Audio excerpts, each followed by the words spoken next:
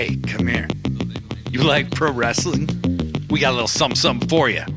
2 fans, 3,000 miles away. We each been watching for more than 30 years.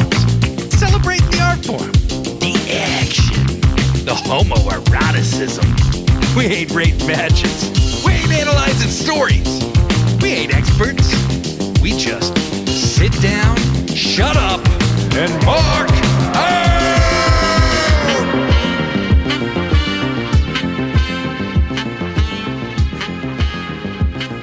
Welcome, everybody, to yet another edition of Sit Down, Shut Up, and Mark Out, a pro wrestling podcast about pro wrestling. I'm Blade motherfucking Daly, and I'm here with my motherfucking homie, the best there is, the best there was, the best there ever will be. The greatest Canadian pro wrestling podcaster in the history of pro wrestling podcasts. Joshi G, Joshi, how are you? I feel like I should start crying now. I just got very overwhelmed. Oh my I started god! thinking, Oh my god! You called me the best ever! I appreciate it so much! it's also our 30th episode! It's our 30th episode! We've been around for so long!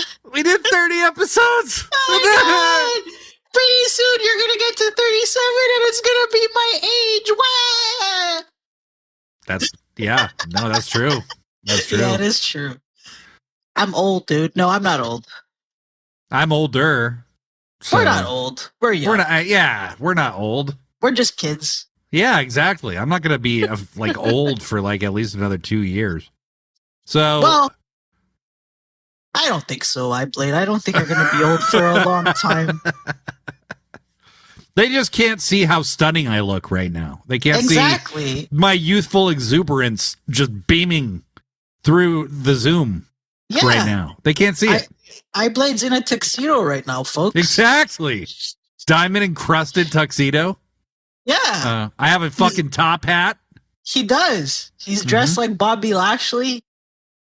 Yeah. By the way, Bobby Lashley this week, who walks into, this dude's custom made head to toe, who walks into like that place to the tailor and goes, I need an aqua blue suit.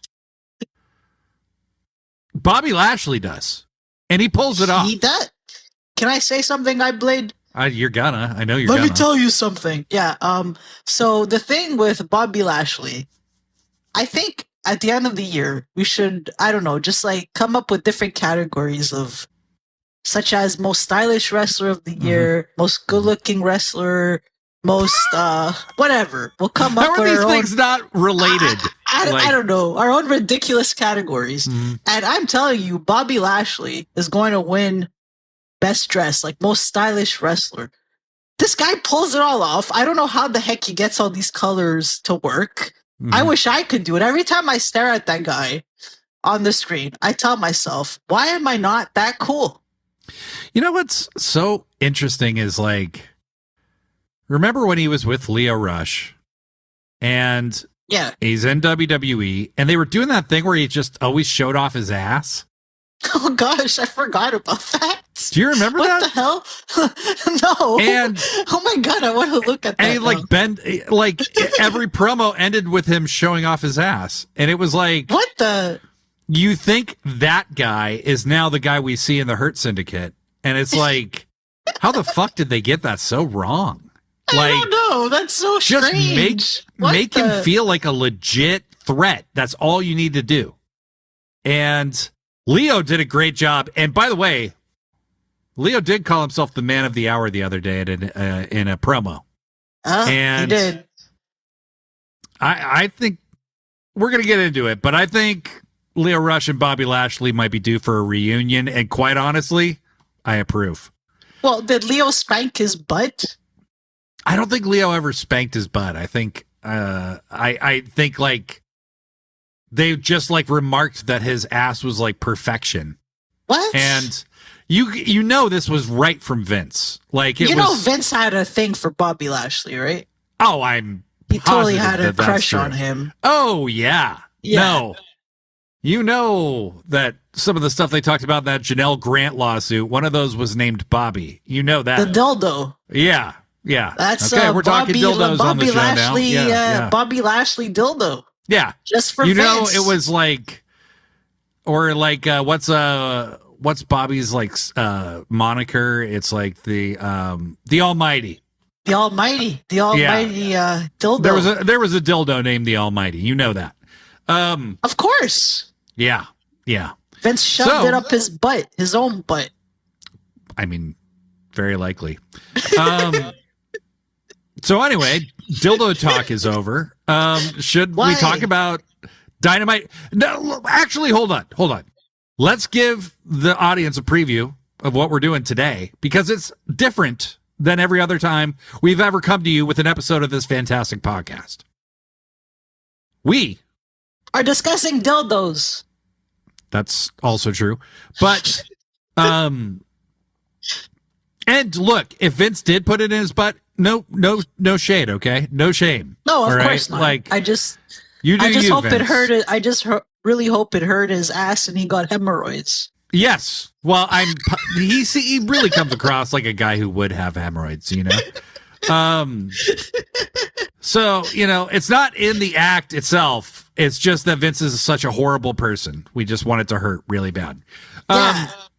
So anyway, we have a very special episode this week where we are bringing on some of our fellow AEW podcasters from the AEW podcastiverse, where we are going to talk about their shows. We have Wrestling with Neurodivergence. We have Lisa and Gary from that show. And then we have Timmy and Tommy. From the All Elite Wrapup that happens each and every week on Thursdays. And so we sat down with them and had quite a time. It was a very good time. And we're very excited to bring that to you. So what we're going to do this week is we're going to go through Dynamite. We're going to talk about what we saw, what we liked, what we didn't like. There was mostly liked. Yeah. And then a few critiques I think are in the offing. And then we'll be back to say goodbye. And then we're going to fuck off until next week when we do our full gear preview show and predictions, preview and predictions. So without further ado, should we talk Dynamite? Yes, we should. And then we'll send everybody a dildo. Dynamite and dildos, baby. Okay, I'm dropping the dildos. Okay, yes, let's go. Dynamite and dildos. D&D.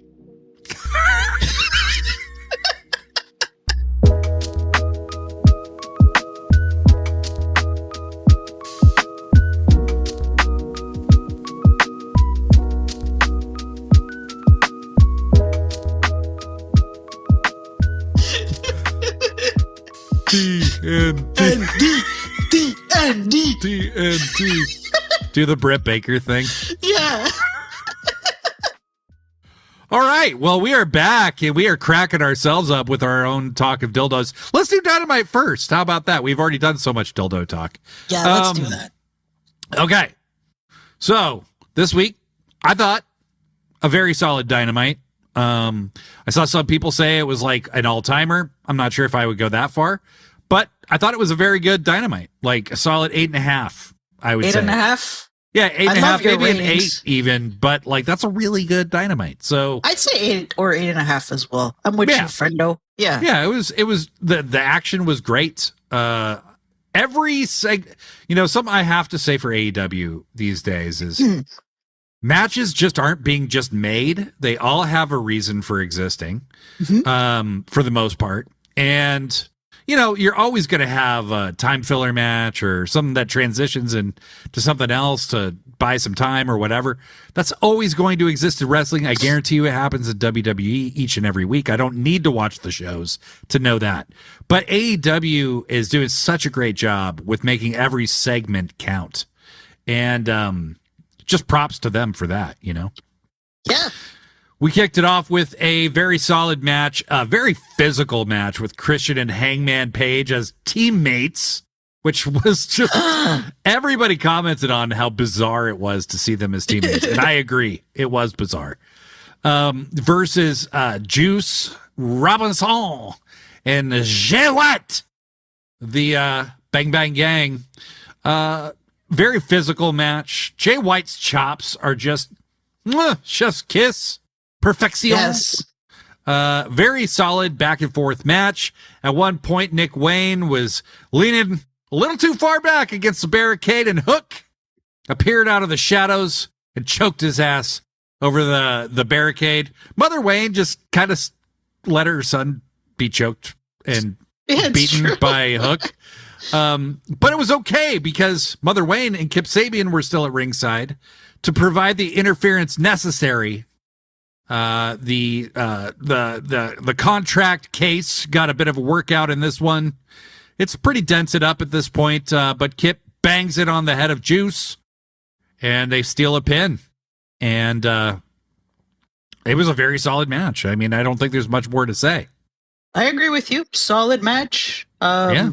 I found the Christian Hangman pairing funny. Yeah. I love that Christian always wants to do his own thing and doesn't really cooperate. I mean, Hangman doesn't really either, but still. Hangman's like oppositionally defiant, and Christian is a narcissist who's just like on his own wavelength and could care less about anyone else. Yeah. Yes. Just made me laugh. There was an awesome segment after this with Mercedes and Camille showing up. Camille's got her arm in a sling. She looked very fall grandmother-y, like with the sweater she was wearing and everything. I mean, Camille doesn't look like a grandmother. I mean, she's like incredibly gifted in that department, but she had her arm in a sling. They're walking in. Mercedes is making her carry everything still, like all the luggage and all that. They walk up. Renee's like, Mercedes, do you have a minute? Mercedes, of course, is like, Renee, don't cut me off. You know what we have to do. Hello to your new CEO, that whole thing. Then she just bosses Camille around. She's like, go, take the bags. She's like very pissy with Camille. It almost feels like, are they building to some kind of split with these two already? Seems that way. It almost seems that way, doesn't it? Like maybe Mercedes has somewhere else to go, like somebody who gave her a business card recently.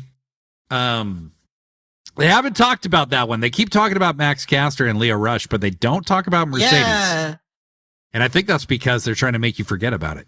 So, as it happens, Camille takes the bags into the locker room, and then Mercedes starts talking about Statlander, how she's, she's an asshole, blah, blah, blah, blah, blah.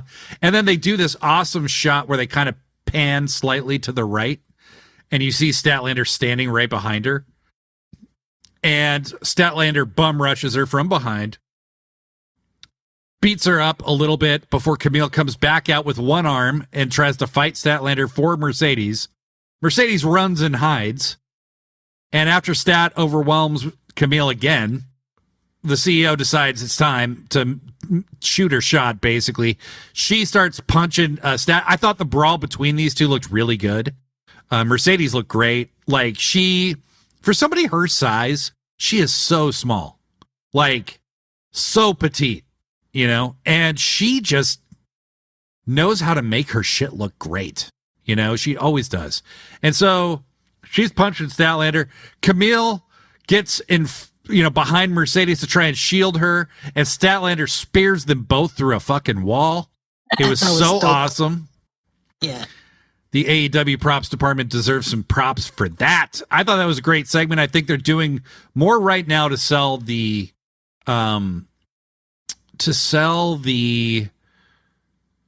magnitude of Statlander than they've ever done before. I think it's fantastic. What did you think, Josh? I loved everything about that segment.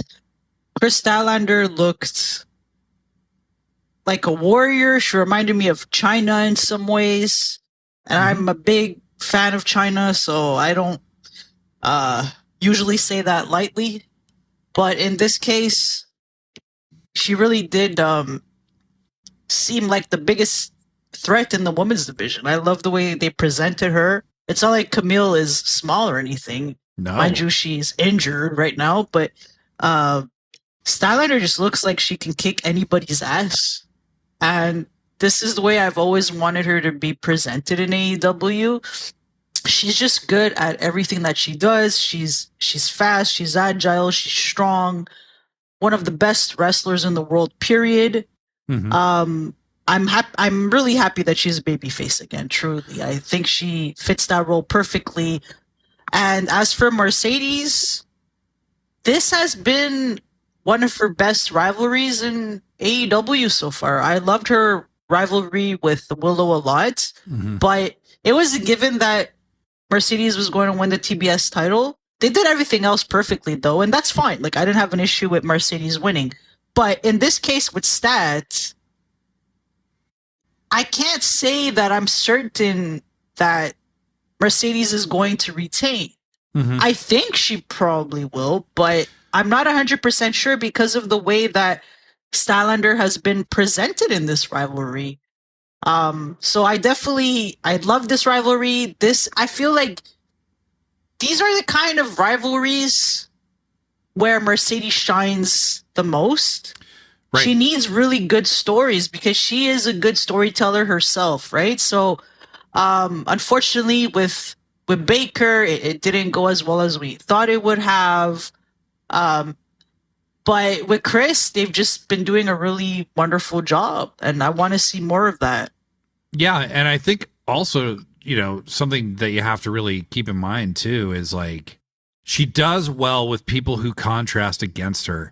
And Britt, that's true, are closer in size than Statlander and Mercedes, and Willow and Mercedes. And I was at that Dynamite where they did the contract signing between Willow and Mercedes, and that was an electric atmosphere. Like, the crowd was really, really into it.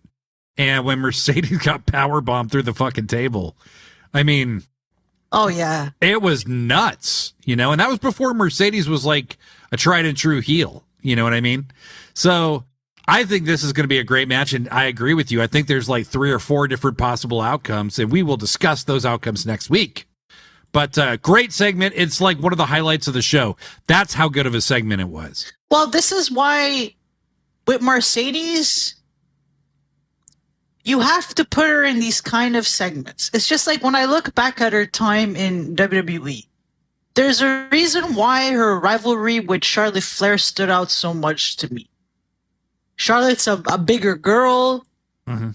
Their wrestling styles are very different, but it just worked. And there was a continuation of their rivalry for, I think it lasted like 6 months or something like that. But that's where Mercedes does so well. Like, even her rivalry with Bayley, it lasted a while. The whole, so let's say Mercedes is in a feud for a month or two, and then she has the match at the pay-per-view, and then the feud ends. I wouldn't put her in that position too frequently. Like, let's say for some reason she beats Stylander at Full Gear. I think they should continue that rivalry for a while. Like, if the match is super good and the audience is really into it, why not? I think it entirely comes down to how serious are you about making Stat the one to beat her? Right, like, yeah, of course. If Stat's eventually going to win, then sure, continue the rivalry. If Stat's going to lose at Full Gear and they have no intention of moving forward, I actually think Stat should win. And the reason why is because we already had a year-long champion with the TBS title, and it didn't do anything to actually establish that title.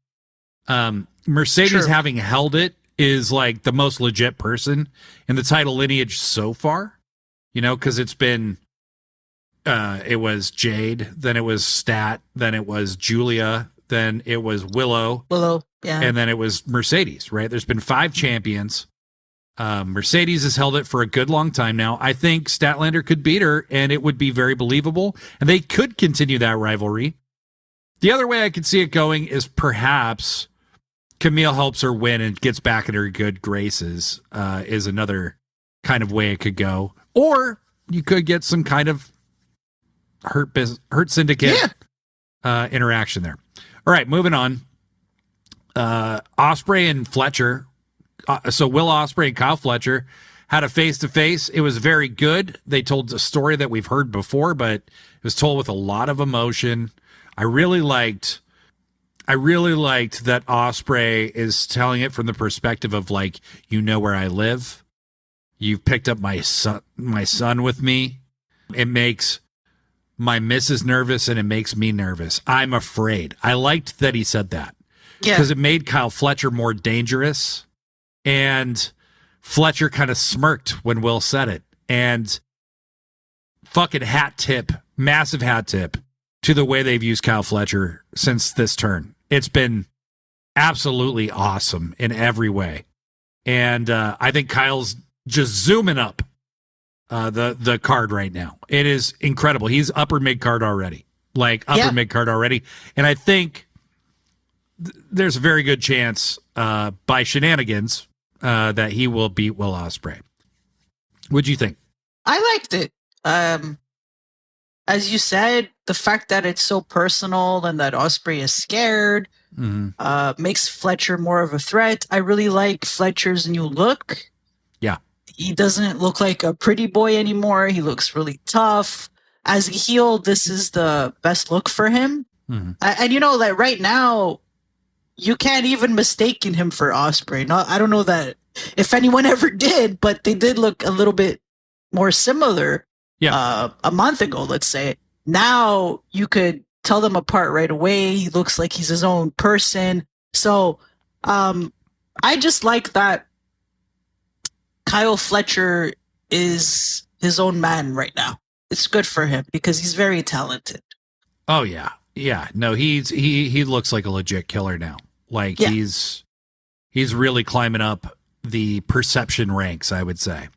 So transitioning out of this promo, I thought was really cool because at one point, Brian Cage and Lance Archer had come out to kind of, gang up on Ospreay, but Ospreay said he had backup. And Mark Davis and Will Hobbs came out to back him up, and there was a big brawl. And it kind of happened where Roderick Strong versus Archer was next. And I had forgotten that it was a Falls Count Anywhere match. And so Roderick Strong just comes out and starts attacking Archer during this. And it was a great way to shave time off so that you didn't have to do entrances for either guy. And you ended up with this cool stipulation. And it was what I felt was a very cool transition. And so you have Roddy beating up on Archer. I thought they had a very fun match. It was entertaining. I felt really bad for them at one point because they went backstage, they brawled backstage, and Roderick Strong got chokeslammed through a table, and no one could see it because there was no lights on them. Yeah. Oh, those bumps can't feel good, and I know Roddy's taking a lot of them, but Roddy wins with a super athletic high knee. I think that's his finisher now, is that high knee, which, look, even watching him in ROH and NXT, the guy gets incredible height on that shit. So, I always thought that could be a finisher, but I like the end of Heartache as well. He can't do it to a guy like Archer, so you might as well just have him do a high knee. He gets the pin on Archer, which continues his march to fight MJF at Full Gear. And wouldn't you know, after that match, Takeshita comes out and starts attacking Roderick Strong when Adam Cole's music hits. And this had kind of another cool transition where it's like Adam Cole kind of did end up doing his entrance. I thought this was very creative, where it was like an Anarchy in the Arena type situation where with the music still playing. Takeshita doesn't have an entrance. He's already there. He's beating up on Roddy. Cole comes out to make the save. And he finally comes out and beats up Takeshita for a minute, does the boom right at this time in the song where he's supposed to. And then does the Adam Cole Bebe, and then the match starts. Very, very clever bit of staging, booking, etc., pacing. And Joshi, last week you said you absolutely hated that this match was being made. How did you feel about it? I have a couple of comments. So, it was pretty good. I like that Takeshita won. Yeah. But my only problem was that I didn't feel they made Takeshita look strong enough. I felt like Adam Cole was just countering most of what Takeshita gave him. and he had most of the offense, and I just wasn't buying it that much because, I mean, come on, it's freaking Takeshita. That was my only issue with the match. Right outcome. Not surprised that he used the ring. I know some fans didn't like that, but there was no way that Takeshita was going to beat Adam Cole clean. The only thing I would have done differently is I would have made Takeshita look more dominant. That was my only gripe with that match. I felt it was the opposite, which didn't make much sense to me. I agree with you. I think that he was not dominant enough. I definitely agree with that. For a guy who like single-handedly dominated Ricochet and Will Ospreay at Wrestle Dream, it was a little weird to see him not look quite as dominant here. I didn't think Cole dominated the match either, though. Like, I thought it was kind of 50-50. And it's clear to me that Cole is still like getting back to 100% in the ring. Mm-hmm. He's not doing a lot of his standard stuff right now. And I think that that's going to be, that's just going to continue for a while, but he's just got to get back in complete go mode and realize what can my this ankle do and what can't it do. And I think they're being smart by taking it slow. Yeah, I thought Takeshita cheating to win with the ring was actually done by him very well, because he made it like, I want to hit him with this ring. It's not just to win kind of thing. Like, he really reveled in putting that shit on his finger and punching Adam Cole in the head with it, Takeshita wins. He's a heel. I don't care if he cheats. And I agree with you, though. He could have looked a little more dominant. I agree with that. There's a couple other things that didn't really matter that much. Then there was this Death Riders promo. Claudio and Wheeler, you see poor JD Drake getting thrown out of the tunnel. Claudio and Wheeler hit him with a chair and kind of force him down the ramp. And then as they do that, Mox and Marina come through the crowd to that badass Death Rider music. Mox talks about Orange Cassidy a little bit in the middle of the ring. Kind of, does a good job, I think, building Orange up as a threat without, sounding scared of him or like a chicken shit. Orange comes out. Briscoe and Romero come out to back him up. And there's some back and forth. I didn't really think there was anything too new established in this promo. No. Other than Wheeler and Orange are going to fight next week on Dynamite. Orange kind of makes the point like, hey, you guys are good at beating people up, but titles are won and lost by wrestling, and we're going to wrestle next week. And for a guy who hates, I like that he said, for a guy who hates wrestling, I do it more than anyone else here. I did enjoy that. So then, the Death Riders kind of just retreat. They leave the ring.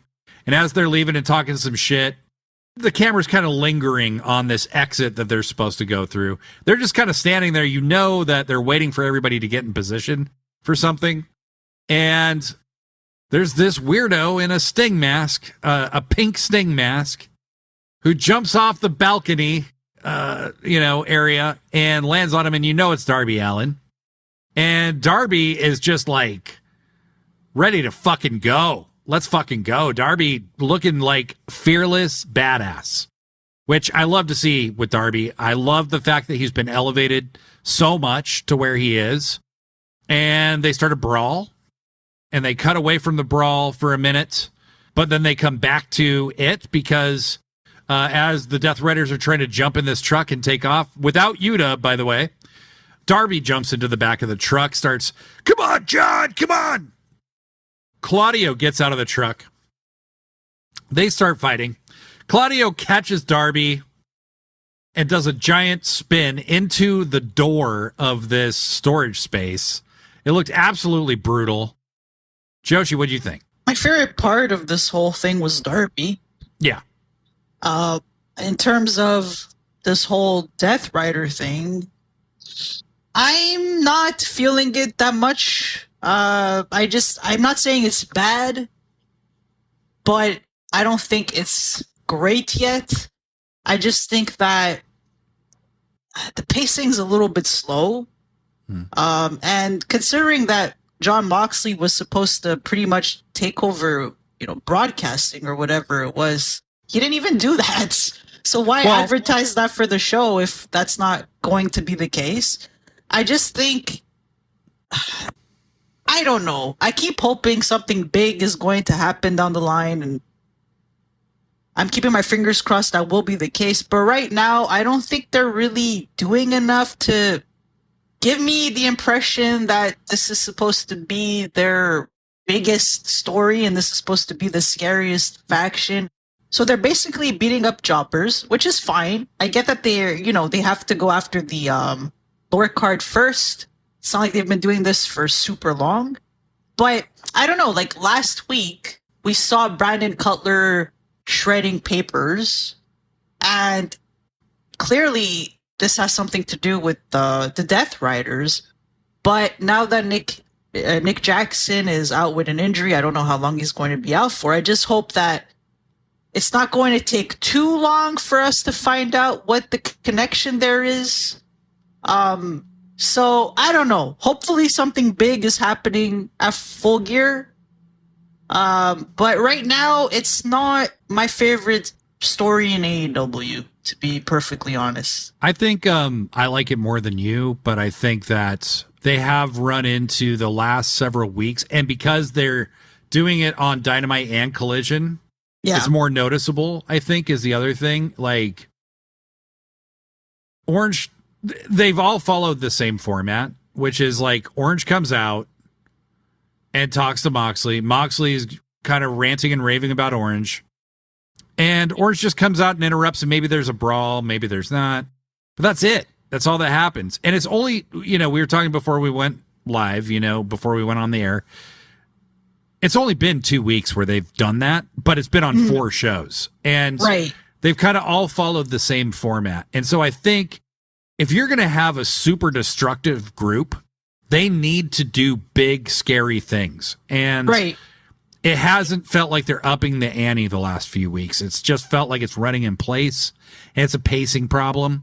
I do think something big is planned for Full Gear. I just have that feeling. But I don't know what exactly it's going to be, which is good. But when you say Mox seizes the Superstation, that can't just be a cute phrase. Like, you're setting expectations. People were talking about, I hope they don't do a whole episode like Sold Out, like the NWO or whatever. But that's the idea you're planting in people's heads. And so, well, that's what I thought it was going to be. That was my problem with it. And so it felt a bit disappointing that basically they just got ran off by Darby and Orange Cassidy again, for the second time in 2 weeks. I think I have faith that this is going to pay off. You said before we went on that it kind of reminded you a little bit of the Devil thing, where it just was confusing. I think it's much better than the Devil thing, partly because we knew it was kind of fucked. Once Adam Cole got hurt, we knew. I meant in terms of pacing. It was really slow. You know what I mean? I just don't want to see that again. Yeah, I think this group is going to expand. I think there will be more people who join this group. I think that they've just been running in place a little too much the last few weeks, and not enough has happened yet. So hopefully we get something like bigger and more explosive on Dynamite this next week, because you got to sell this pay-per-view. So sell me. I've already bought the pay-per-view, but there's other people who haven't. So sell them. Yeah. This was followed up by a match between Dr. Britt Baker, DMD, and Penelope Ford. Britt Baker won with the lockjaw. I thought she looked a little better in the ring. It was a fairly solid match. Penelope Ford looked great. DMD gets the win, to no surprise of mine. What do you think, Joshi? You know what? It was better than I had expected it to be. I don't think Britt Baker is the best female wrestler. Right. She's okay. And Penelope is good, but she's been out for a while. And we had seen her wrestle Jamie, and Jamie's on like another level. So I was like, oh crap, is Penelope going to look as good with Baker? That's, in my opinion, not even as good as Penelope at the moment. But I have to say, it ended up being a pretty good match. I do want to see a lot more of Penelope. It would be really great if she gets a push. She's an incredible talent. As for Britt, I think at this point, we just have to accept, that she is all about character, and her wrestling is not on par with that. So they kind of have to, I feel, put her in a situation where she talks a lot again. Mm-hmm. Maybe some character development as well. I don't know. I think that's been a little bit strange ever since she came back from her injury. She hasn't talked enough, and that's her biggest strength. So I say put her back in that position where she's cutting a lot of promos and she's in segments. That's really where she shines. Right. Lately, they've been relying too much on her wrestling. Well, I mean, she came back. She cut one promo back in July. Yeah, and it was a good promo. It was a great promo. And then it's just been start and stop. And she hasn't cut any other promos. Like, who the fuck is Britt Baker in this AEW? It's not the AEW she was the queen of. Right? And I think she sucks as a babyface, period. Yeah, I agree. And they don't seem to be moving her away from that. And her promos aren't good as a babyface either. And that's a real problem. And when you got somebody who can make the crowd do their thing like DMD, like, that's not something to be taken lightly or just flush. Yeah. And that's kind of what it feels like they're doing with her, is like they're flushing her charisma and her connection with the crowd. It just needs to be done as a heel, you know? And Britt thrives as a heel. She's kind of a mid baby face. And so Serena Deeb came out at the end of the match. They kind of, Serena and her stupid ass flag came out at the end of the match. Like, who carries a flag with them? That's all I'm saying. But it looks like Britt and Serena have some kind of thing coming up.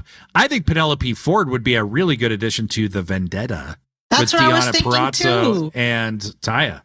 Yeah. I think they could be, that would be a good spot for her. They have to use Penelope more. They just have to. She's been reliable ever since AEW started. And during the pandemic, she was always there. You could always rely on her to be there.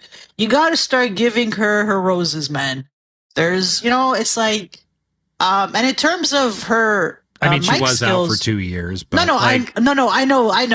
But I mean, prior to that, she was losing a lot. Remember, I Blade constantly losing. For sure.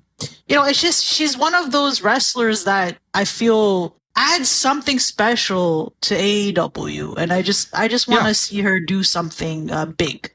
Well, now they just have to figure out what to do with her character. Who is Penelope Ford? The bad girl doesn't tell you enough. She needs to. It's true, yeah. And that's just a nickname. If like Bobby Lashley just walked to the ring and he was called the Almighty Bobby Lashley, and there was no further explanation, and he didn't have MVP. What would you think of him? You're just like, wow, that dude's really big. I bet he can hurt people. That's all you think. Like, so Penelope Ford kind of has that same issue right now. She just needs to.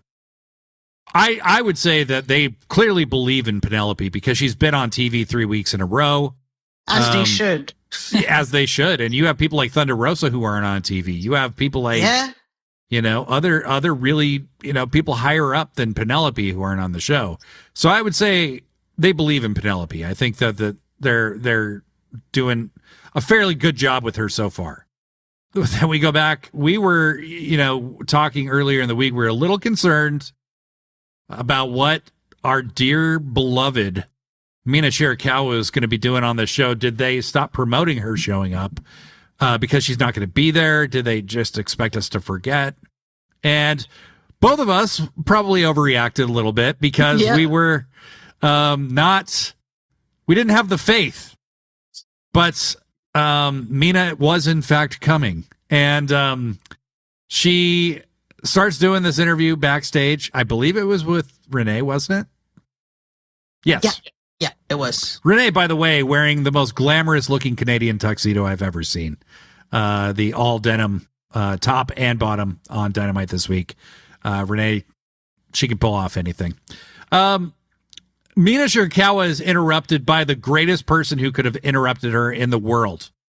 She's asked about Mariah May, and as she starts talking about her, who should interrupt her but Harley fucking Cameron, who cuts another unhinged batshit promo and then they start dancing competitively and shaking their boobs at each other, kind of like almost like a dance fight, and Renee tries to break it up, so turns herself into a heel. Harley said they were going to go tit for tit, which was incredible. It was hilarious. So funny. I didn't know that I needed this, so I'm looking forward to Collision. Oh my God. So yeah, that's on Collision. Mariah versus Anna Jay is also on Collision. Next match, I don't even know what to say about it that much because words cannot describe the chemistry these two have. Swerve versus Lio Rush. This was the match I was the most looking forward to myself. What a fucking match this was. It was kind of short. But goddamn, these two have incredible chemistry with each other. Lio Rush is showing he's a main guy in AEW right now. He's on almost every show. He's either on, he's often on Rampage, Collision, and Dynamite. He's getting more vicious. I love his attitude. So fucking unbelievable. What do you think, Josh? Oh my God, that was my match of the night. Absolutely. Those two had amazing chemistry. They wrestle very similar styles. Lio Rush, he's a small dude, but man, he's tough. He stood toe to toe with Swerve in this one, which I really liked. I like that. Leo wasn't running from Swerve. I loved also at the beginning where they were like dodging each other, like they know each other's tricks. You know what I mean? So like when Leo would try to do that run off the ropes the other direction, Swerve was ready for him. It was so good. So good. I loved it. I want a rematch. I wouldn't mind a rematch on a pay-per-view, to be honest, because I think they could get 20 minutes and they'd put on a freaking banger. I think our boy Leo might be involved in a match at Full Gear. It's possible. 100%. I don't see Bobby Lashley losing yet. He's not going to lose. Not in his first match. He's going to beat Swerve, but no way is Bobby going to lose. But I think if he wins because Lio Rush interferes, that would be a cool way of setting that up. Yeah. We'll see. After the match, the Hurt Syndicate comes out again. Swerve had cut a promo before this where he accidentally called Bridgeport Stanford, and the crowd turned against him and then turned against the show.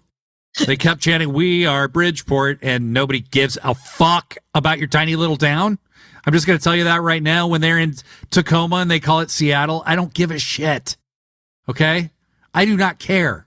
And I definitely don't try to take over a fucking awesome wrestling show with my fucking lame-ass town that nobody gives a shit about. So fuck you, Bridgeport. If you're listening to this in Bridgeport, I'm sorry, not you, just everybody else in Bridgeport. Fuck them.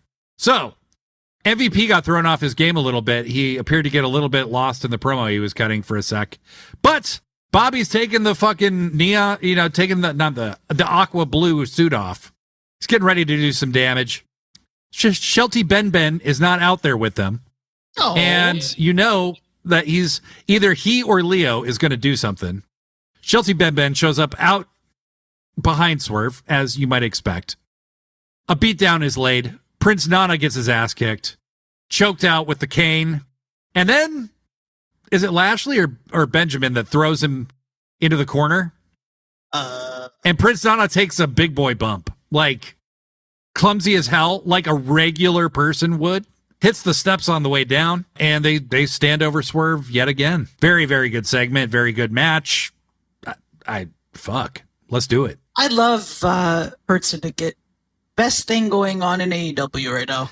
It's hard to argue. That's how I feel. Yeah. It's hard to argue. I think Hurt Syndicate rules. And I really want to see them dominate it for a while, Me too. Bobby Lashley, at this point, you can't have this guy lose. Like, no. You got to protect him because the magic sauce will wear off when he loses. So have him be unbeaten for a while. I agree. They go backstage to an interview with Jamie Hayter. Very standard. Jamie can talk. She is a very decent talker. I wouldn't say she's like setting the world on fire, but she's good. And then she is very suddenly cut off by yet another awesome Julia Hart montage that actually is the prequel to the one that they showed on Collision this last week. I loved it. if you don't already, go find Danny, who is the editorial style on Threads and on Bluesky. Go find her and follow her. She's the one directing these, and she is crushing it. These Julia Hart things are awesome. Joshi? Oh my god, it was one of the best parts of AEW. Julia, when it comes to character work, Julia is one of the best. God, and this is so good.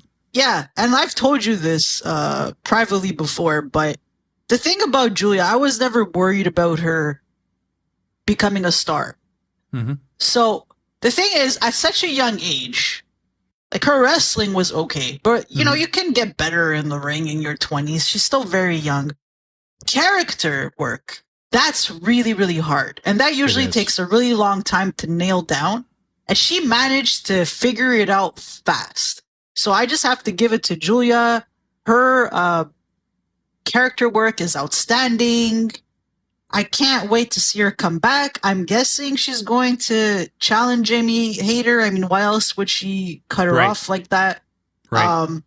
So yeah, I don't have enough good things to say about Julia Hart. It's really hard to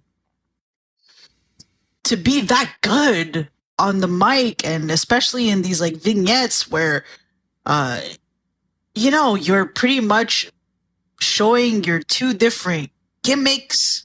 You know, she was a cheerleader turned into this dark.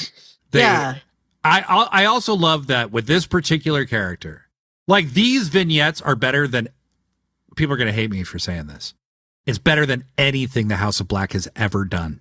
Okay. Oh, I agree with you. They are so good because they tell this layered story about a character. They are hyper surreal. They're very dreamlike. She's talking to Brody on the phone, and then you realize that the phone's not plugged into anything. Yeah, that was cool. And somebody through the window gives her the hat and gives her, the arrow to shoot the cheerleader Julia Hart that got shot in the last one last week. Oh, so good. Very Twin Peaksy. It just felt like a horror movie. Super well done. Like a Lynchian horror movie. Yeah, I completely agree with you. We end the night with a match with Kings of the Black Throne, Malachi and Brody versus FTR. I don't have a ton to say about this one other than to say it was a great match. Malachi Black is wrestling with a vigor that I have not seen in him in a long time. He looked fantastic in this match. He did. And very decisively, Brody choked out Dax Harwood, and they are going to be, FTR is not wrestling for the title at the pay-per-view. I think this is great. It freshens everything up, and I want us to think about one thing. There's 4 spots in this match, and one of them is taken up by Private Party, the other by the Kings of the Black Throne, and the other by the Outrunners. That is a wild mashup of people. They needed variety. They needed a change, man. It was getting so repetitive, the same names over and over and over again. Yeah, FTR and the Acclaimed. Like, we needed something new, so I'm up for it. And you know what? Can we stop assuming that Malachi Black is leaving? He's not. So can we drop this discussion, please? Because, the guy Shout out to Blurry Line 7. Happy. Shout out to Blurry Line 7. Did you hear that, Blurry Line 7? He likes to fuck with everybody. Yes, he does. Constantly bring it back to they're leaving. Okay. So that was Dynamite. It was very, very fun show. 8.5 out of 10. We are now going to bring in our friends from Wrestling with Neurodivergence and All Elite Wrap-Up. We're going to have a little chat about their shows, about our shows, about wrestling. Hope you enjoy it. All right, everybody. This is Blade Daily and Joshi G, and we are hosting a very special sit-down panel with our esteemed guests from a couple podcasts. The podcastiverse is not gigantic, okay? And especially when it's the non-WWE variety. And so we found a couple of our favorite podcasters to share some time with, talk about their podcast, talk about pro wrestling in general, and talk about goddamn AEW. So please welcome Wrestling with Neurodivergence podcast. We have Gary and Lisa. Hello. Yeah, Hi. Hello. And then we have Tim and Tom from All Elite Wrapup. Welcome. Both of us, Tim and Tom. Yeah. Tim and Tom. TNT. Tim and Tom. So thank you guys for showing up. It's an honor, and really enjoy your work. You know, we all have these podcasts. Joshi and myself have been doing ours for really since the end of April. It's not been very long, but we are really loving it. You know, this was something that I always kind of entertained in the back of my mind somewhere, but I always felt maybe a little too busy to do or whatever, right? And the opportunity finally presented itself where it's like, fuck this. I'm so tired of like just this flood of, you know, anti-AEW narrative that I see every time I go on the internet. Like we gotta have a voice out there, you know, that's about something else, you know? So along the way, I discovered the work of you two, your two podcasts, and loved it. So what drove you, and we'll start with the Wrestling with Neurodivergence crew. What drove you to start a pro wrestling podcast? Sure. Well, it started with I was into other podcasting. I always had a passion for audio production, audio engineering. And my friend Lisa came in and helped me out with some of the production stuff. Mm-hmm. And then she brought me into the wrestling world. Up till then, the only thing I knew was WWE, and I was not a fan. And she introduced me to AEW, and I said, this I can get behind. And now I love it. Mm-hmm. Yeah. And That's awesome. And that love turned into a podcast. And it was nice to show it and tie it in with our neurodivergence. I'm autistic, and Gary and Amanda have ADHD, and we just wanted to show a different perspective and kind of introduce other neurodivergent people and neurotypical people, our perspectives. Yeah, everyone's welcome, but we definitely put an emphasis on opening things up to the neurodivergent community. Mm-hmm. It's so cool. It's like such a unique kind of proposition as a listener. You know, your show, obviously, it's not, you know, this set, very strict review show. Mm-hmm. You guys actually have some very interesting ways of talking about wrestling, including your own vernacular. Yes.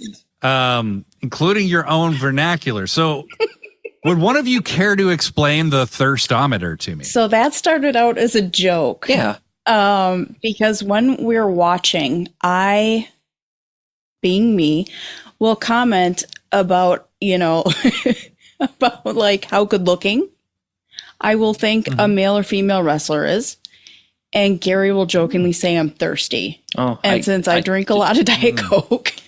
It was a common phrase of just Lisa, there she is being a thirsty bitch again. Yeah.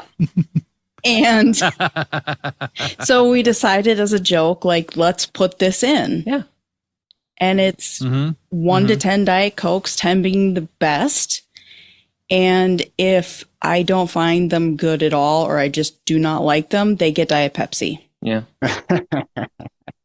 That is the infamous Diet Pepsi rating Yes. that I've heard referred to several And you times. don't want that No, you don't. Jericho ends up there quite a bit, though. all the Oh time. boy. Deservingly so. Yeah. Lisa, you are my thirst sister because I do that every single week as well, whether it's Kenny Omega or Mina Shirakawa or Mercedes or Okada, always thirsting. Like Yes. AEW has the best looking roster right Yes. Does it? now. Yes. You don't think so?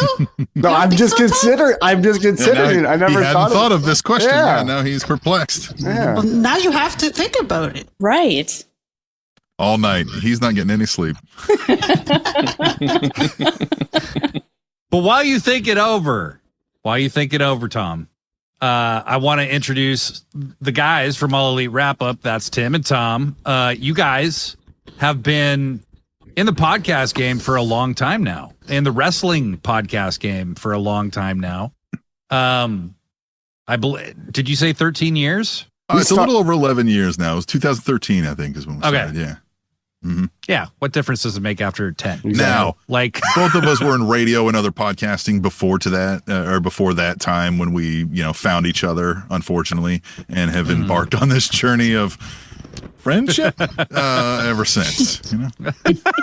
Yeah. So the way it went down is I had a radio show here in Kansas City called Fight Show Live. I was on one station. We decided this isn't really working out. We went over to another station where Tim was working, and we're like, hey, it's me. And then my co-host, his nickname is Ozone. It's me and Ozone. And we're like, what's up?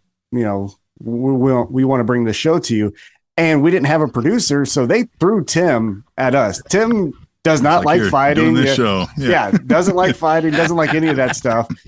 And Ozone is entertaining enough to where he can make it, you know, something that you'll want to listen to. But it was one night after we interviewed somebody and we were walking to the elevator, and Tim said, man, it'd be cool to like put him through the Spanish announce table. And I was like, say what? Because, you know, you say those key words and you're like, are we? Yeah. Are we friends now? Are we pro wrestling friends? Yeah. And so then after about a year of doing Fight Show Live, the station flip formats went from sports to, I don't know. It's funny or something like that. Yeah, top 40, something, whatever it was. And then I was like, well, I still want to talk. Like, I still like talking. I talk a lot. And Tim was like, I'm really good at like production and stuff. And I was like, well, then let's do it. So for the first, what would you say, Tim? 6 years, 7 years, we would do it at the radio station. Yeah, for several years. Yeah, I was working like late nights. Tom wasn't working there. I would open the back door basically. Then we'd sit in this studio and record these podcasts. And yeah, we were the Spanish announce table. We were running for years, and we were trying to get on the radio. Right, we were like, we're gonna do this. We're gonna be the next big wrestling star, you know, or commentary stars. Right, we're gonna be like Busted Open or something like that. And I'm running this down. We're trying to be all prim proper, no cussing. Right, we're doing it in segments, time segments, breakdowns. I'm trying to present this to our station manager, and he told me the other day, he was like, "Hey, listen, I told the VP about your Mexican card table show, and he didn't seem to have any interest." And I was like, "Well, yeah, if that's how you sold it, thanks." Yeah. Thanks for fucking that. I appreciate that. So then we were like, all right, well, this is, you know, now it's now we're unleashing who we are. And, we went from initially, time segments, looking at the clock, knowing how to count down, then going to break, coming back out of break, you know, hey, thanks for sticking with us, all that stuff, to we've mentioned it, I think last week on the podcast. We would do like silly things with the number of our podcast. So when we got to 21, well, you drink, right? When you turn 21, you drink. I mean, you know, not everyone, but typically, right?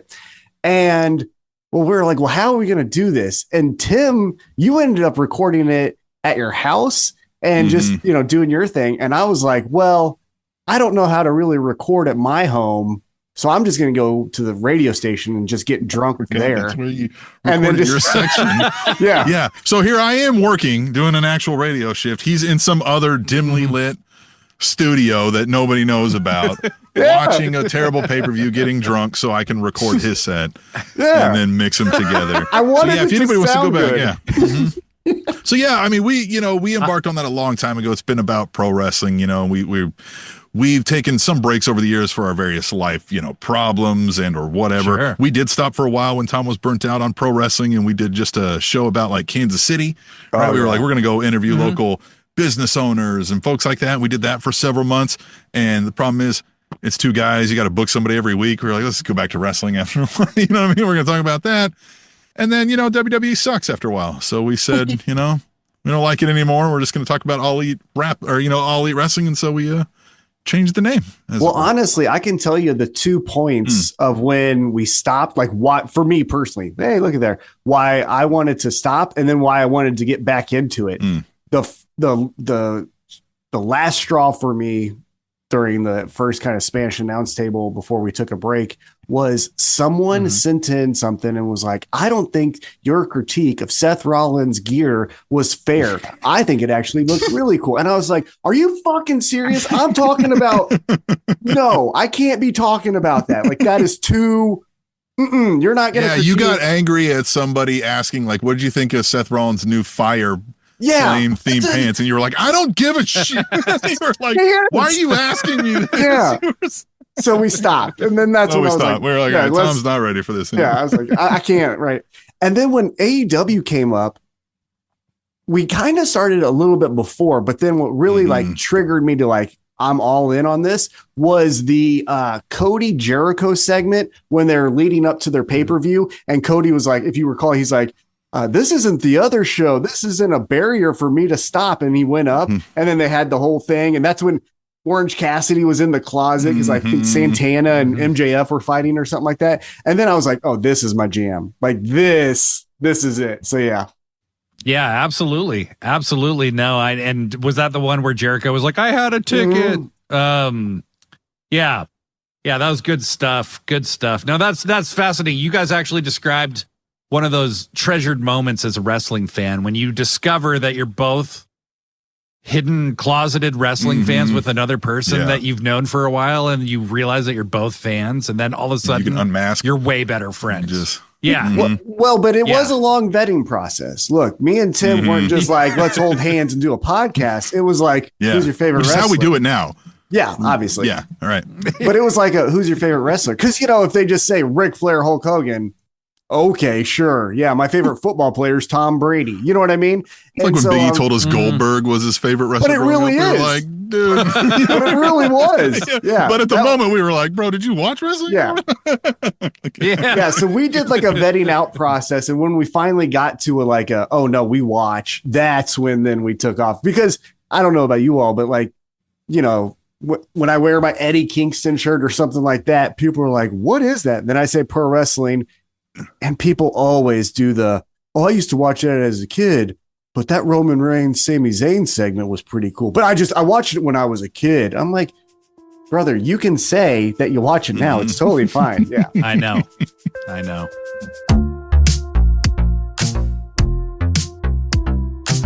Nerd culture has taken over, and there's nothing to be ashamed of anymore. There's bronies. There's all kinds of weird, of esoteric interests out there. There's nothing to fear. When did all of you, and anyone can start, I don't mind, when did you start watching professional wrestling? So how old were you and why? Who was the person on television that drew you in? It's not a sob story, so don't be like, oh, poor guy. But this is legit how it was. My parents were going through a divorce. My dad was an alcoholic. Aww, poor guy. Yeah, Aww. exactly. My dad was an alcoholic. My mom worked 24/7. So the TV was like where you get thrown in front of, right? So sit right there. My mom remarries to now my stepdad. They're still together. He liked bodybuilding. He was super into bodybuilding. Still to this day, he wakes up at 4:30. He does I think it's 60 push-ups, 60 crunches, all this stuff, right? He still gets mad. He's 71. He still gets mad that 225, he can't do 3 times. I'm like, dude, you realize a lot of people can't even do that once. Anyhow. Ever. Yeah. Yeah. Yeah. So he throws me in front of the TV. He likes bodybuilding. There was a bodybuilding show, and I can't remember what it was, that aired before Saturday morning WCW wrestling. And when when I saw Sting's makeup, I was like, what the hell is this guy? And then I just naturally like violence. So I was like, this rules. And so Sting really kind of piqued my interest, but then, and kind of sucks to say now in 2024, but then when Hulk Hogan, I got exposed to him and he's saying, train, eat your vitamins, say your prayers. And I've got, my mom and dad throwing telephones at each other and, whatever else kind of stuff there was going on. So I'm just like, well, he's great. I like this. And so then that's when I kind of got hooked. And then, I'm 39. So pro wrestling kind of grew up with me. I kind of landed right in the sweet spot. So as a kid, it's Hogan. Right when I think that this stuff is, too, I'm too cool for school, Stone Cold Steve Austin gets me. And then when I'm like, all right, we're getting too far into this, Kurt Angle and all his badass moves, he got me. And then I'm just like, well, I can't give up now. So Tom, real quick, I absolutely love Sting and Kurt Angle is my guy. So that's amazing. Huge Kurt Angle fan here. So Tim, would you like to share? Yeah, it was Hogan. I very distinctly remember the first pro wrestling thing that I saw was Bundy Hogan in the cage, right? The blue steel cage. One of my cousins or uncles or something like that was pay-per-viewing it. My mom was like, yeah, you'll probably like that. And I was hooked, right? I mean, seeing the promos, watching that whole event, and I later was like, this is on TV every week. I was just hooked from that moment on. And same thing with Tom then. So I'm a little bit older than Tom by a few years, but then it's the same thing, right? Attitude Era comes around. I'm in high school. I am NWO'd out. You know what I mean? Like, I am way too cool for all of you, like you WCW nerds, right? Rode that wave. I actually was, while I served in the military for a while, I was overseas and missed it for a while, right? Like, good couple years I didn't really follow it much, and then when I came back in, that's kind of how I got back sort of into wrestling. Was I was into this new podcasting thing that people were doing, right? And I was like, well, there's got to be some pro wrestling shows, right? And found some communities, and rest is history. Here we are, another one of these communities here, right here. Nice. Thank you, Tim. Lisa, how about you? I started watching around the Attitude Era, and I was not like China. I love China. Adore her. But I was not impressed with the presentation of the other women. Mm-hmm. I did not like the TNA matches. I didn't like any of it. So I ended up dating somebody that also liked wrestling. So I'd watch it with them. And then we broke up, and I was like, I'm done with this. I don't want to watch it. No.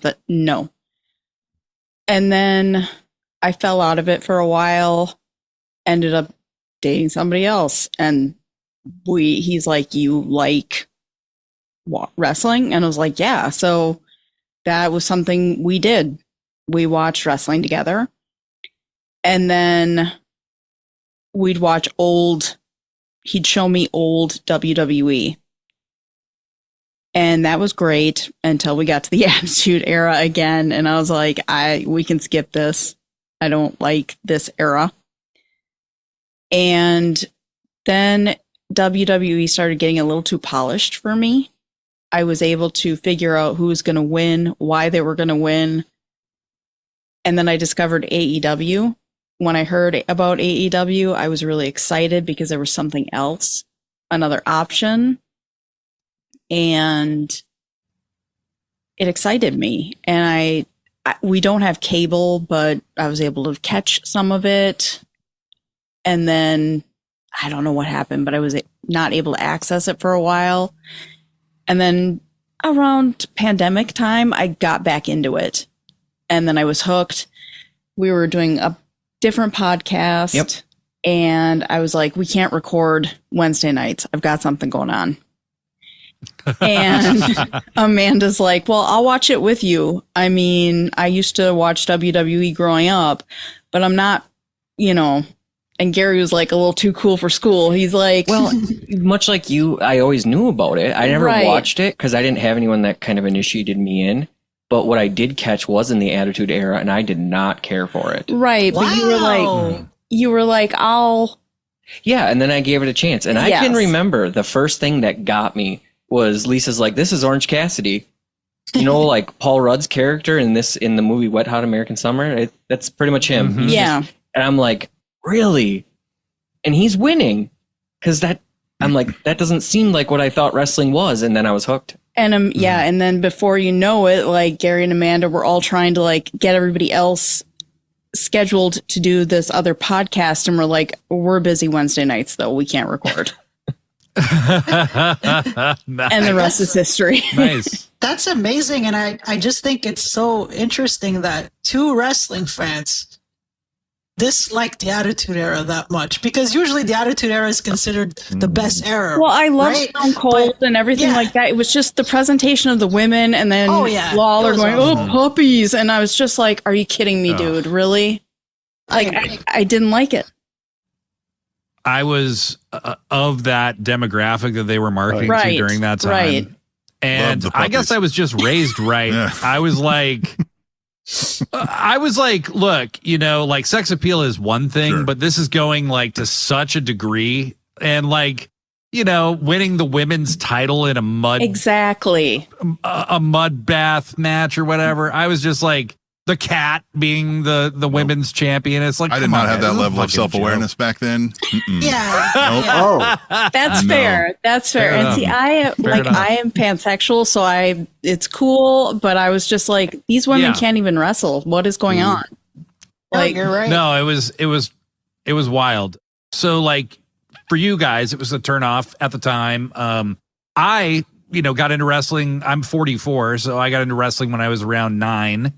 And that was 1989. I have a really easy birthday to do years with. So it, waxes and wanes, right? Where you I think wrestling is one of those, if you're one of the sickos, you have periods where you're not as into it as others and, whatever. But I mean, I got into WCW at a time everybody says is terrible. no, that time period rocks. That time period rocks. The Steiners versus Doom, that the tag team wrestling.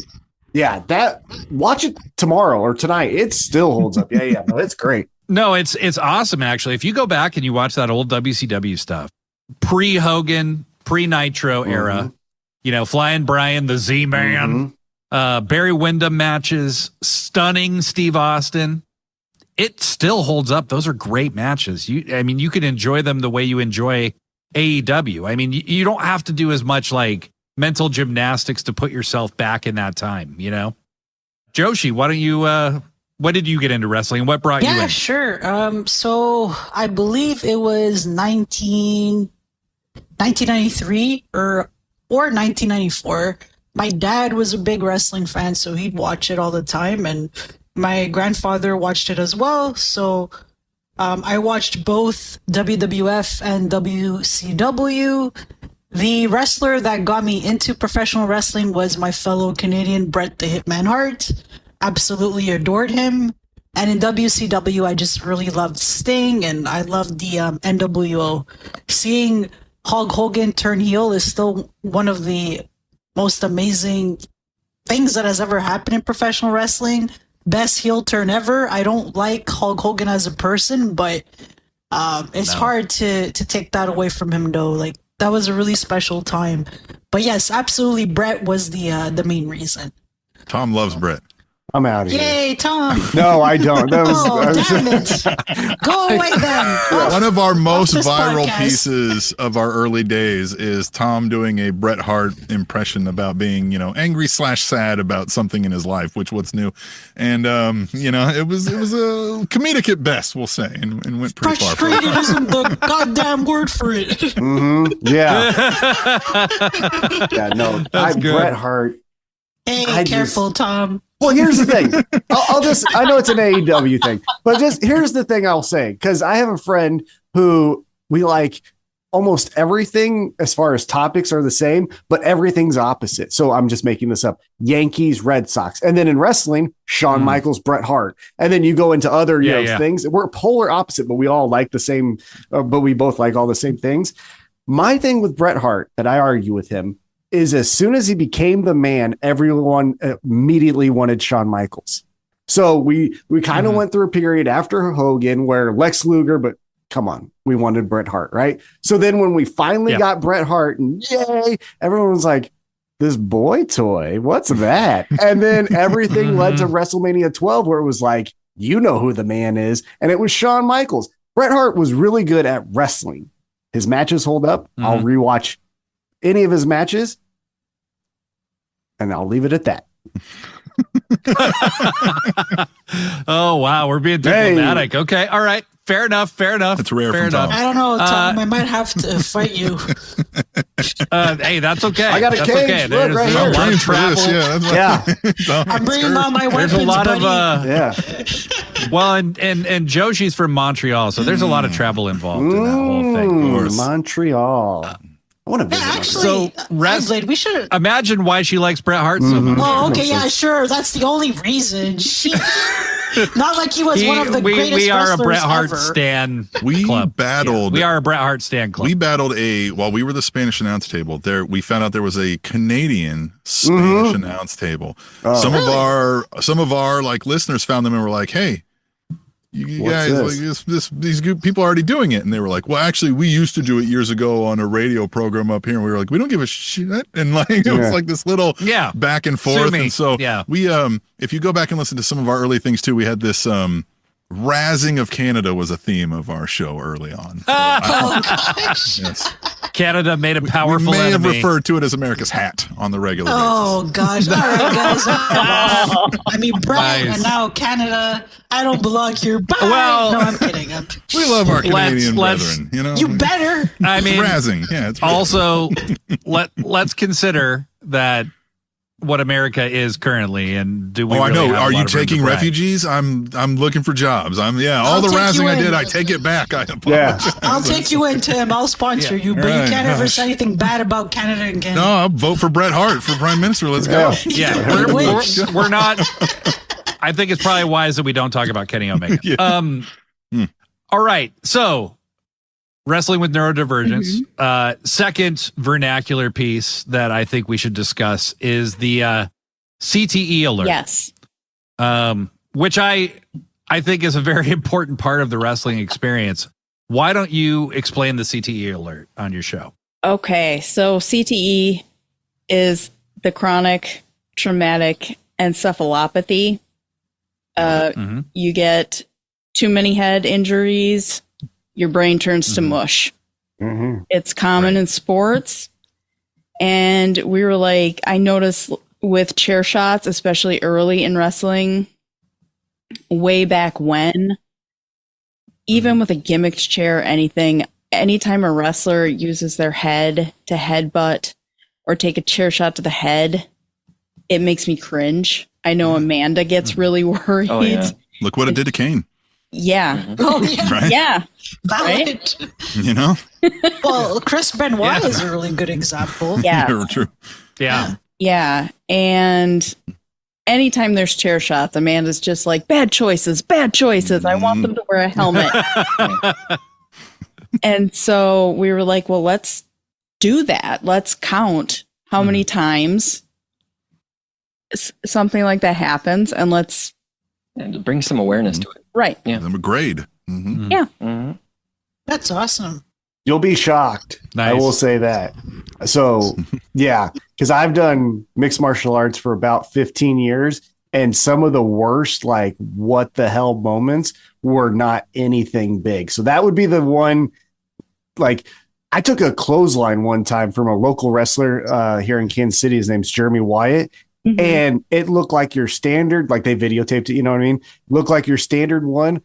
My body and head, my head for sure, hurt for like 3 days. So like clotheslines are even CTs. It's man, yeah. It's CTE is so hard because you could easily, the chair shots, to your point, 100%. You know exactly what's happening there. But like just all of these little things that you don't, like. Well, and it adds up. Yeah, that's true too. Once your chin goes. Like Friday night, if you guys want to make some easy money, bet Jake Paul over Mike Tyson. Tyson's the favorite. He definitely shouldn't be. So like, you'll make some money. So yeah, it's just once your chin's gone, then little things that are like, what was that? That, when I was 26, that was nothing now. Yep. Yeah. Tua. Yeah. Mm-hmm. Yeah. No, I mean, imagine being in your mid 50s, boxing a guy in his 20s and, going down easier. Imagine that. And then lastly, wrestling with neurodivergence, you have the bitch count, which I think, let's make sure we don't dismiss the bitch count. Right. So would you care to explain? Okay, so when Okada turned heel and joined the EVP / the Young Bucks, at the end of his promos, he would, in an exaggerated way, say bitch. And I started noticing it because with my autism, one of my things is my hearing. And I was like, I started pointing it out to Gary and Amanda, and I'm like, you've got to hear how he says it. It's hilarious. And it's not because he's Japanese or the way he speaks or anything like that. It's the purposeful way he says it. It's got quite this unique emphasis for sure. Right. Mm-hmm. And we're like, we're going to count every episode, if he says it, how many times he says it. And that's going to be a thing. Mm-hmm. And we're mostly doing it to encourage it more. Yes, because we love it. Yeah. It's amazing. Yes. Let me ask the group this. I don't know the first time you saw a Kazuchika Okada match, okay? But for me, it was like in 2014. And Okada's like this stoic, either heel or hero. He kind of doesn't change, right? Who the fuck could have possibly imagined that this guy would be entertaining like this on American television, where like he is super over with the American audience. He was before he even came to AEW. Have you guys ever seen him live? Have you ever seen his entrance live? Yes. Oh. Yes. Tom, was he at any of the shows we've been at? I'm trying to think. No. He hasn't. I don't think so. The last time they were in Kansas. Now, December 11th, we might, because they're coming. Well, in Chicago? Oh, no, there he you wasn't go. there for All Out, huh? No, he wasn't there for them. Yeah. There Sorry. is this. Oh, my bad. There is this presence that he has that, like, it doesn't even matter if you know who he is. Yeah. There is this weight and this magnitude to this guy that is just impossible to explain, but he holds himself like a star at all times, and you just can't believe it, you know? And anyway, when he came in as a heel, which I loved, but putting him with the Bucks was like the smartest thing they could do. And then firing Kenny Omega and replacing him with Kazuchika Okada, that was like, you guys. Oh, yeah.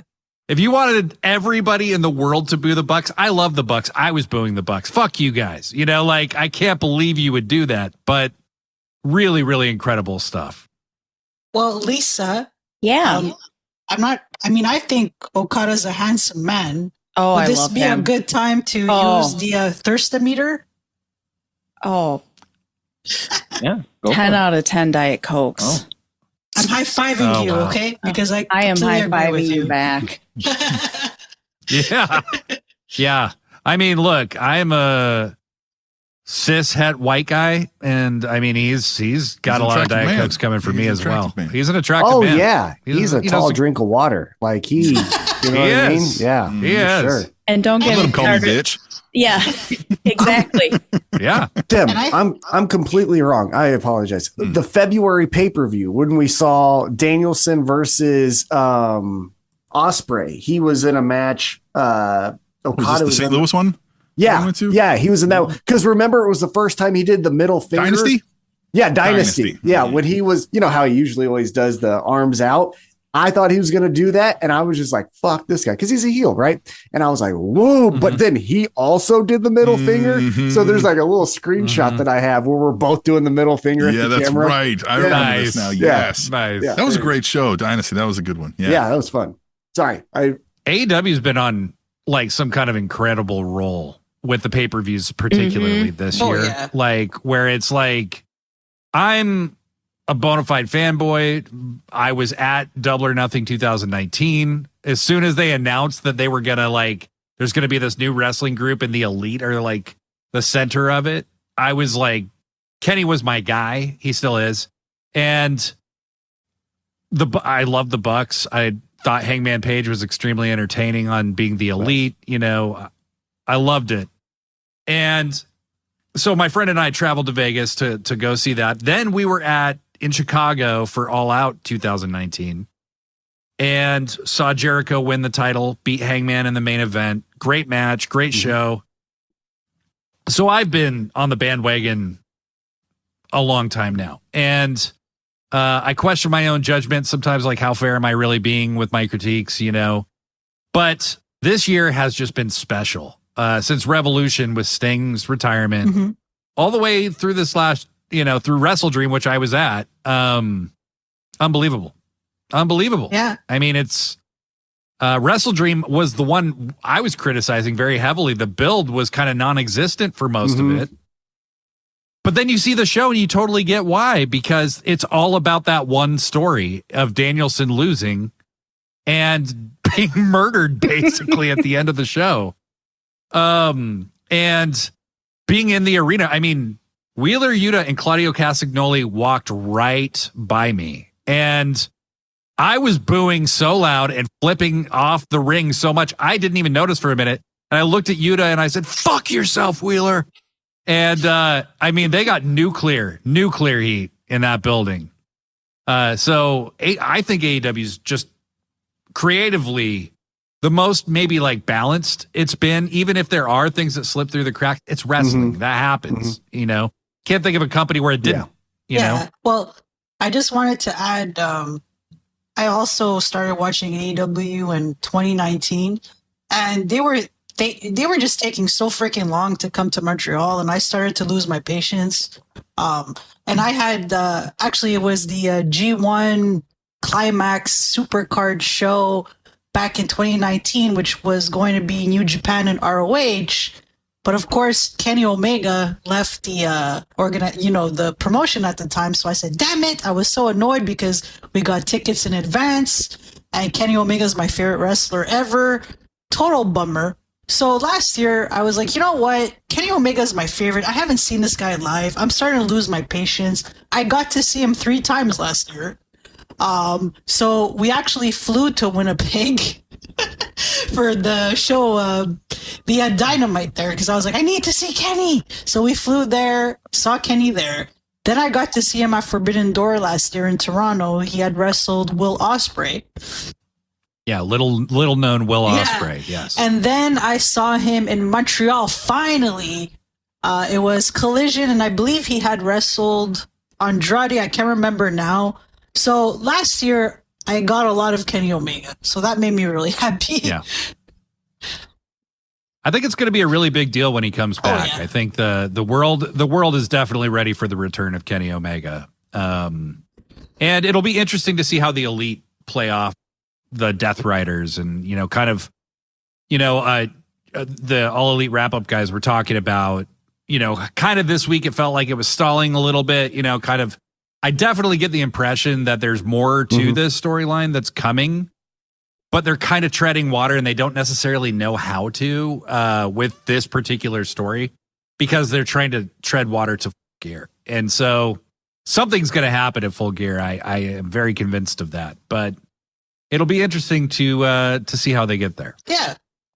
Yeah, I'm interested in that storyline because the thing that I fear is that it becomes another version, but basically kind of the same thing as Blackpool Combat Club versus the Elite. Remember when we did the blood and guts match where it was like, look, it was fun and I had always watched, 100 times, but I don't want another Kenny Omega, the Bucks, and Hangman take on. It's like, come on. Now it's Pac instead of Danielson or something. You know what I mean? Like, but I don't know.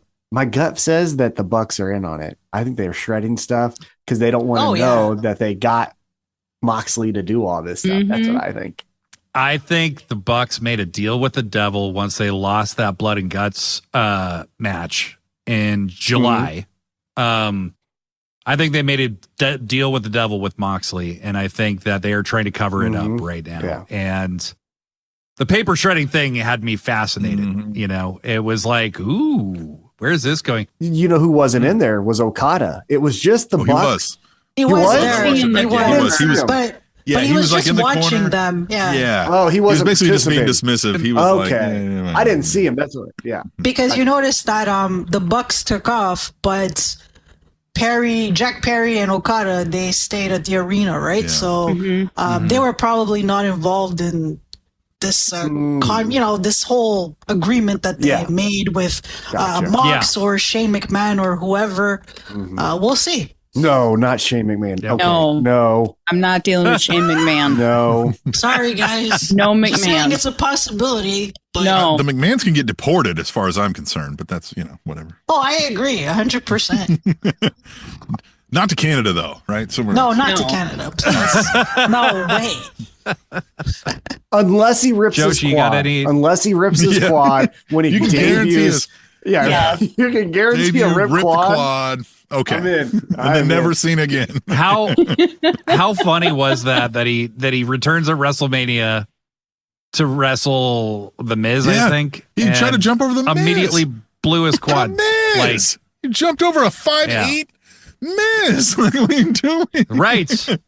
As a 5'8" man, I can attest to the fact that that's not that hard. Like, you know what I mean? Nobody would be like, oh my God, you leapfrogged the Miz, Shane. Yeah. Well, as great as this is, okay, we do have to wrap up, but I would like you all to tell people how to find you online. Why don't we go with All Elite Wrap Up first? Easiest way is allelitewrapup.com. That's got all the links, right? It's got all of our social media links. It's got all the podcast links, the YouTube, the threads. It's got links to donate if you feel so inclined. And it's got all of the back shows and all of that kind of jazz.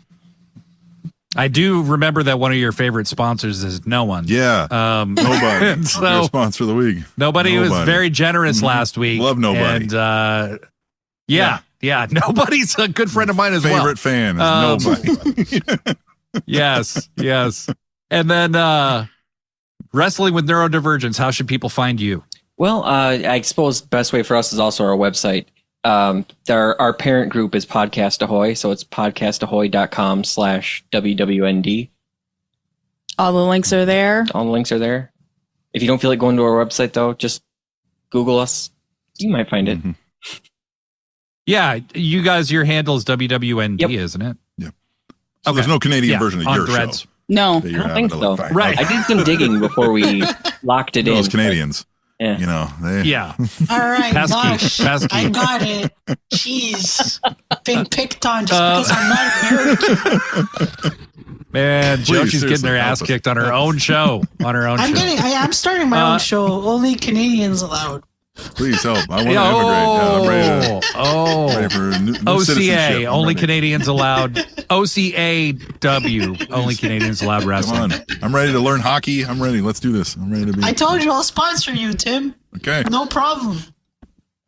Well, everybody, this has been an absolute blast. Thank you so much for coming on Sit Down, Shut Up, Mark Out. We'll have you back on. I would love to do this more.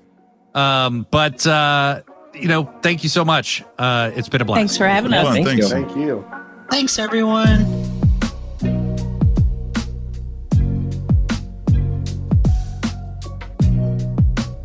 All right, we're back. That was a lot of fun. Joshi, great stuff, right? Yeah, that was awesome. It was awesome. We are so happy to support our fellow podcasters out there. We're so happy to cultivate community within the wrestling space that's not driven by WWE or some other thing. Okay.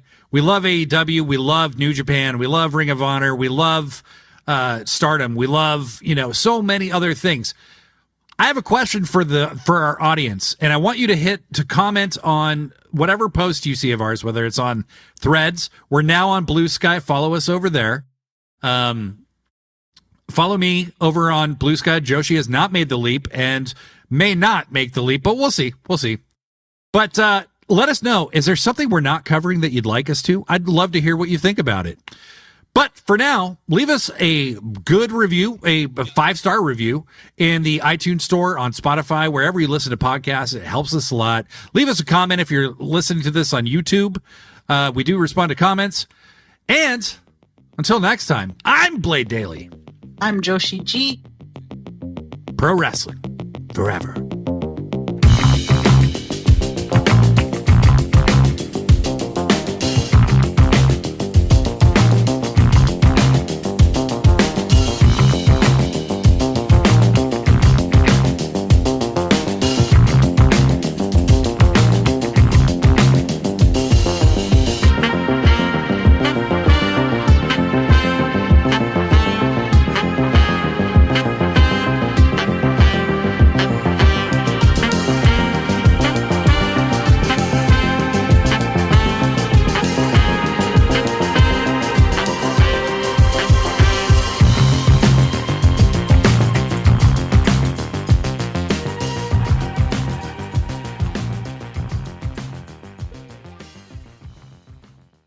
Get the hell out of here, Jack Payne!